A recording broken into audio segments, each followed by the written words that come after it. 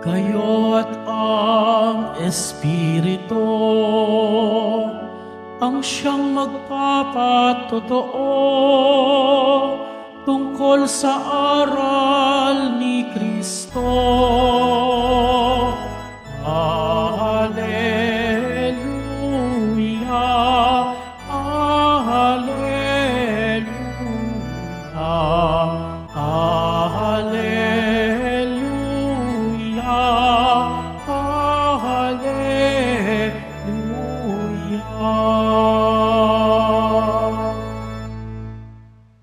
Sumainyo ang Panginoon.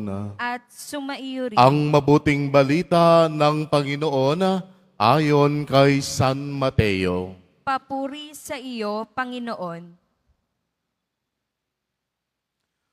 Nung panahong iyon, sinabi ni Jesus sa kanyang mga apostol, "Huwag kayong matakot sa mga tao. Walang natatago na di malalantad o nalilihim na di mabubunyag. Ang sinasabi ko sa inyo sa dilim, ulitin ninyo sa liwanag. At ang ibinubulong sa inyo ay inyong ipagsigawan. Huwag ninyong katakutan ang pumapatay sa katawan, ngunit hindi makapapatay ng kaluluwa. Sa halip, ang katakutan ninyo'y ay ang nakapapatay ng kaluluwa at katawan sa impyerno. Hindi ba ipinagbibili ang maya ng 2 pera? Gayunman, kahit isa sa kanila'y hindi nahuhulog sa lupa kung hindi kalooban ng iyong Ama. Maging ang buhok ninyo'y bilang na lahat. Kaya huwag kayong matakot. Higit kayong mahalaga kaysa libo-libong maya. Ang sinumang kumilala sa akin sa harapan ng mga tao, ay kilalanin ko rin sa harapan ng aking Amang nasa langit. Ngunit ang nagtatwa sa akin sa harapan ng mga tao, ay itatatwa ko rin naman sa harapan ng aking Amang nasa langit."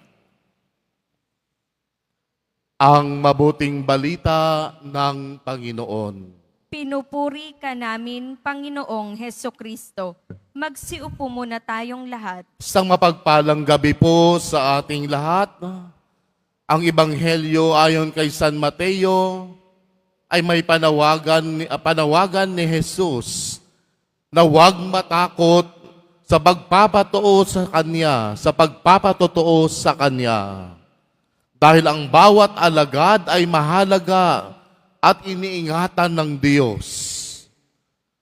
3 ulit na binigyan diin ni Jesus ang salitang huwag matakot upang palakasin ang loob ng kanyang mga apostol sa gitna ng mga pag-uusig at pagsubok.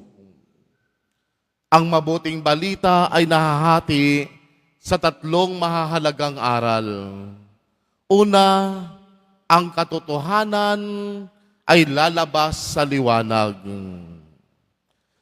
Walang natatago na hindi malalantad at ang ibinubulong sa dilim ay dapat ipagsigawan sa mga bubungan. Mga kapatid, sa ating buhay, madalas tayong matakot na magsalita para sa katotohanan. Dahil sa takot na tayo'y mahusgahan, dahil sa takot na tayo mapagtawanan o itakwil ng lipunan. Ngunit sa Ebanghelyo natin ngayon, ipinapaalala sa atin ni Jesus na ang kanyang salita, ang katotohanan ng kaharian ng Diyos, ay hindi dapat ikinakahiya o itinatago. Kung tayo ay gumagawa ng mabuti, huwag tayong matakot. kahit hindi ito nakikita ng iba sa ngayon. Dahil ang Diyos, tandaan natin, ang siyang nakakita ng lahat ng ating ginagawa. Pangalawa, ang tunay na dapat katakutan. Sinabi ni Jesus, huwag katakutan ang pumapatay ng katawan, ngunit hindi makapatay ng kaluluwa. Sa halip, katakutan ang nakapapatay ng kaluluwa at katawan sa impyerno.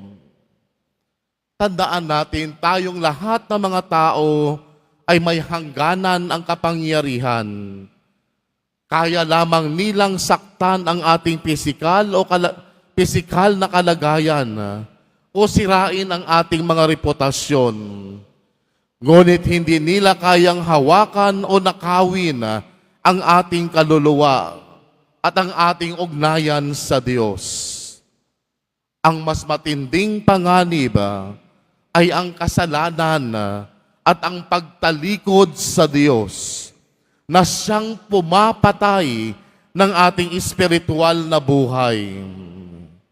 Hinihimok tayo ngayon ng banal na kasulatan, ng banal na matakot, na wag maging matakot sa Diyos at gumalang sa Diyos.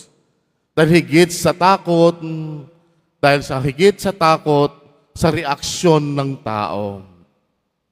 Pangatlo, higit kayong mahalaga kaysa maya. Sinabi ni Jesus, ang mga maya ay napakamura at hindi nahuhulog sa lupa nang hindi alam ng Ama. Maging ang buhok sa inyong ulo ay bilang na lahat. Ito ang isa sa pinakamagandang pagpapakita ng personal na pagmamahal ng Diyos sa atin. Kung pinapahalagahan at pinapakain ng Diyos ang mga simpleng ibon, gaano pa kaya tayong mga anak niya? Nanilikha niya tayo ayon sa kanyang kawangis. Ang bawat detalye ng ating buhay, ang ating mga luha, ang ating mga pangarap, ang ating mga takot at paghihirap ay alam ng Diyos. Hindi niya tayo kailanman pababayaan sa oras ng ating kagipitan. At sa huling bahagi ng Ebanghelyo, nag-iwan si Jesus na isang hamon. Ang sinumang kumikilala sa Kanya sa harap ng mga tao, ay kilalanin din niya sa harap ng Ama sa langit.